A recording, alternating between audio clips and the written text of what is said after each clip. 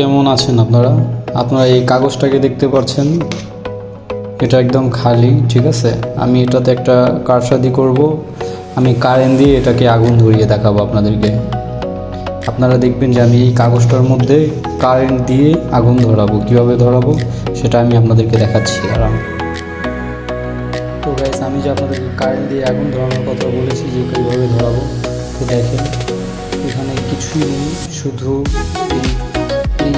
এইটা হচ্ছে এমনি আমি আর কি রেখেছি। যদিও আমি কারেন্ট দিয়ে কীভাবে আগুন ধরাবো আপনাদেরকে দেখেন।